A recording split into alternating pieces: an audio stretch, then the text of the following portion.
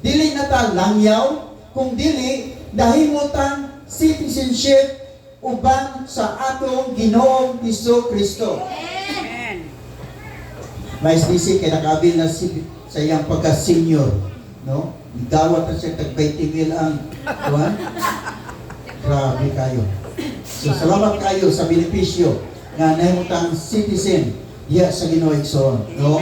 Iwinom ikaw, nindot yung kayo kung naatay benepisyo nga madawat. No? Sa diya magkuha tingnan si DC siya benepisyo, mag-busy siya. No, doon ay kalipay siya kasing-kasing nga naman nakadawat sa benepisyo. Pero katong wala nakadawat igsoon, minguhoy kaayo. Maglantaw nas mga tao nga nakadawat sa mga benepisyo. Ginoo dili. So ikaw ako nakadawat na sa gituwang benepisyo tungod sa dugo sa atong Ginoong Kristo. Sunod, atong nadawat ang gituwang forgiveness of sins, no? Kapasayloan sa tanang natong mga sala. Ephesians chapter 1 verse 7 ini, in Him we have redemption through His blood, the forgiveness of sins in accordance with the riches of God's grace. Sa ito pa, ang gibasihan igsoon sa atong kapasayloanan, no? Tungod sa pagadato sa grasyas Ginoo. Ang dugo ni Jesus, wala lamang tabuni ato sala, kundi gi-erase pagyud igsoon ang atong tanan nga kalapasan. Na bisan kung sao kay sayawa igsoon sa atong mga sala, di na makita sayawa. Nga naman tungod kay na-erase na giyon ang atong mga sala tungod sa dugo sa atong Ginoong Hesus Kristo. Kaya ito ang atong kinabuhi, ikuptan sa yawa. Wala tayo kagawasan igsoon sa mga butang nga makapalipay nga na sa Ginoo. Dili ta makaampo, dili na ta makadaig, dili na ta makasimba, nga naman tungod kay ginapos na ta igsoon. Og ayaw tuguti nga gapuson ta balik sa yawa igsoon. Ayaw kalimting ang gibuhat Jesus dito ibabaw sa krus, ang iyang dugo igsoon, para nga ikaw ako mapasaylo sa tanan natong kasalanan. Tanawa ragod unsa ka pangga ka sa atong Dios, no? Iya kang giulaan sa dugo. It means grabe ka ka-precious diha atubangan sa Ginoo. Amen ba? O ikaw ako igsoon nakabaton na og redemption. No? Na-redeem na ta tungod sa dugo sa atong Ginoong Kristo. Kung yung tanang dito, no, wala ta na kanang wata gipasaylo sa Ginoo kay butan ta nga pagkatao. Wata gipasaylo sa Ginoo tungod kay dako tag offering o dako tag kanang itong tithe sikson. Pero gipasaylo tas Ginoo, napasaylo tas Ginoo tungod sa gibuhat sa atong Ginoong Hesus Kristo. Kaya di may mga tao, kaya mo sa Bible gani, nagtuo siya na tungod sa paghatag niya tithes, okay na kaayo, no? Kanang pabor na siya sa Ginoo, doon na siya sa Ginoo. Nahinunong ato Luke chapter 18 nga ang Pariseo o ang taong tax collector niadto sila sa gitawag og templo. Materpas balang kasulatan, ang Pariseo naghimog mga pag-ampo nga nas Ginoo o mingon siya, Lord, di ko priya anang nga tao Ginoo nga makasasala kay na Ginoo. Unya Ginoo, kanang mga tao Ginoo, kanang itaw, kanang diliya nga yan Ginoo, nga moani ni mga dapit. Pero ako Ginoo, dagko kay kog tithes Ginoo. Dako kay kong offering Ginoo. Mayon kay kong tao Ginoo. Ya katong tao igsoon naluoy kayo yang gi-acknowledge nga siya makasala tubangan nga nas Ginoo. May dungo ra in taon, no? May dungo siya. O iyang gi-acknowledge nga ang iyang sala nga naa niya mo ay nakapahimulag kaniya dihas Ginoo. Kung imong tanaw igsoon ang gipatalinghugan sa Ginoo, ang gidawat sa Ginoo, dili itong dagkog offering igsoon, pero katong tao nga mi-acknowledge nga siya makasala at tubangan dihas Ginoo. Wala siya naghimog self-righteousness igsoon, siyang pagalingon, kung dili iyang gi-acknowledge nga siya makasala o nagkinahanglan siya Kristo, nagkinahanglan siya dugo sa atong Ginoong Kristo igsoon, aron ug niya na maangkon niya gitawag o kapasayloanan diha sa iyang sala. Amen ba? So ato lang madawat ang kapasayloanan sa demo acknowledge tas atong mga apan. Pero di nato madawat ang gitawag o forgiveness igsoon kung mismo wa ta nakakita sa sala ng atong nahimo. Kuha ninyo? So mahimo labang atong madawat ang forgiveness sa diyan nga ikaw gato igsoon mo acknowledge nga kita sipyat at ubangan nganhas Ginoo. O nga igatulong po tang igsoon nga atong madawat tungod sa dugo sa atong Ginoong Kristo, kini gitawag og reconciliation with God. Unsa may reconciliation? Reconcile. Ha? Pasiguli. Pasiguli. Pasiguli, no? 2 Corinthians chapter 5 verse 18 and 19 anything.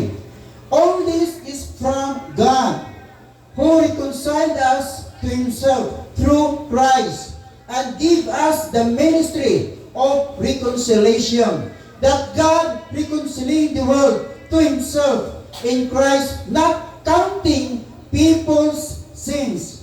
So, wala na lantawa sa Dios ang atong sala.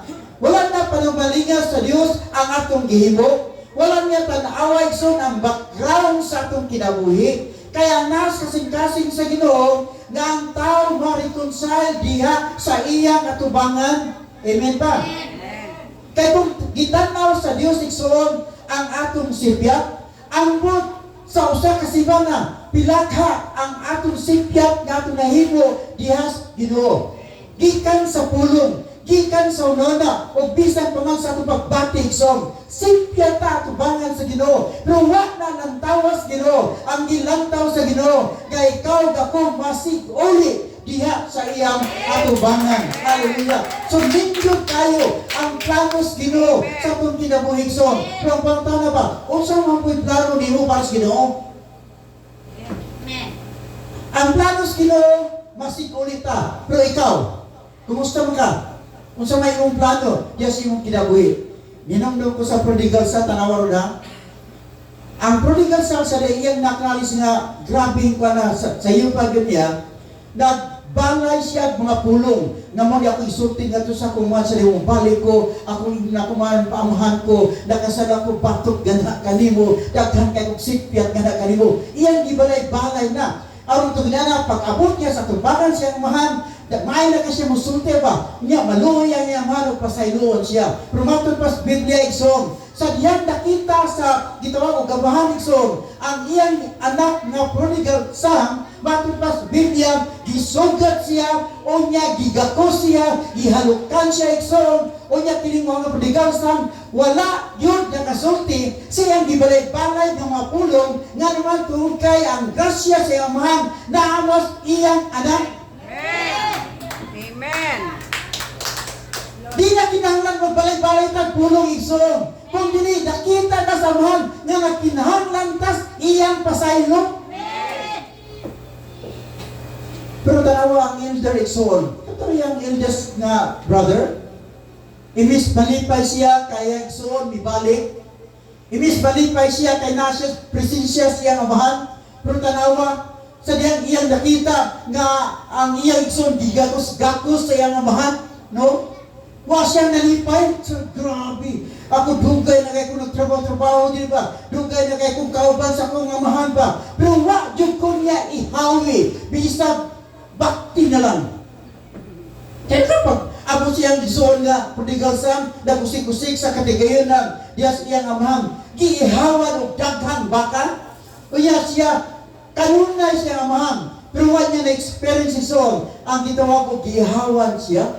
So, grabe ang iyang kasubo, grabe ang taguol, no? Bisag na siya presensya sa iyang amahan niya itong mga panahon na, pero wala niya nabatik ang gitawag ko, kalipay. Ingnan ko ikaw, Exxon. Kung layo ang atong pagbati, yes, presensya sa Ginoo Exxon, bisan pa magtupad ka sa Diyos, pero wala, di mo nagbati ang presensya sa Ginoo. Di yung ka magmalipayon sa tanan ni mong pagabuhaton. Nga naman kung kayo makaangkon lamang sa tarigson, ang tinuod nga kalipay, sa diyang ikaw ako, nakakanunay sa presensya sa atong Diyos. Mula si Moses igsoon, sa yamingon ng Dios, ang Dios dito kay Moses, Moses, ako nang giandam tanan para kanimo, ako nang giabutan kanimo ang kadaugan. Nana dito ang tanan, ngayon gikinahanglan. Pero di ko mukuyog gana kanimo. Si Moses igsoon, mingon siya, mga Ginoo, kung di man ka muadto, mukuyog dako ay magpabilin lang pugod diri. Wa gyud niya tuguti igsoon nga malayo siya Dias presensya sa Ginoo. Og ayaw gyud tuguti igsoon bisag ginpanalanginan na kas Ginoo. Unya kung panalanginan na kas Ginoo, ayaw tuguti nga ikaw malayo sa presensya sa Ginoo. Kay di Ginoo tagamtaman ang tinud nga kalipay kung walay presensya sa Dios diha sa imong kinabuhi. Hallelujah. Praise God. Tungkol sa iwat ni Jesus, Romans 8 verse 1, there is now no more condemnation for those who are in Christ Jesus. Sa ito paigsoon, sa diha nga naon na ta ni Kristo, dili na ta mga hinukman. Amen ba?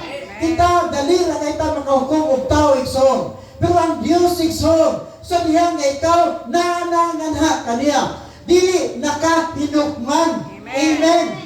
So sa tuhod sa gibuhat ni Jesus, dili na ta under condemnation. Kung dili under na ta igsoon sa grasya sa Ginoo, ngani sa atong kasatagsa ka mga kinabuhi. Amen. Tanawa mo ha, ibis unta kitay mudawat sa BBI, ibis unta kitay mudawat sa gituwag o pag-insulto sa mga tao igsoon, naman kita may makasala. Pero si Jesus ang midawat sa pag-BBI, si Jesus ang midawat sa insulto, si Jesus ang gidugsak sa kilig, si Jesus ang gilansang sa cross igsoon para kanimo kanako igsoon. Amen. Yan man, kay di siya makaako nga ang iyang minahal sa kinabuhi pakaulawan. Oh, grabe kayo. Usahay kita, okay na kung lawan ang atong igsoon sa Ginoo, ang atong pastor, o sinsa pa, basta kay, di ta maulawan. Pero ang atong Diyos, igsoon, grabe kayo ang iyang gibuhat. Siya'y nagpakalaw para kanimong kanako igsoon. So kung kana may gibuhat sa Ginoo, matun pa ni David, what shall I render unto the Lord for all the benefits toward me? Unsa may ako'y kahatag ganas Ginoo? Unsa may ako'y kabalos ganas Ginoo? Sa tanang mga butang, sa tanang pagpasakit, sa iyang paglansang ito ibabaw sa cross, unsa may ako'y ibalos nga nahas Ginoo? Ngayon ba kita ang akong pagbuhaton, ako tumanon ang akong gisaad dihas Ginoo. Manilig kita tanan. Hallelujah.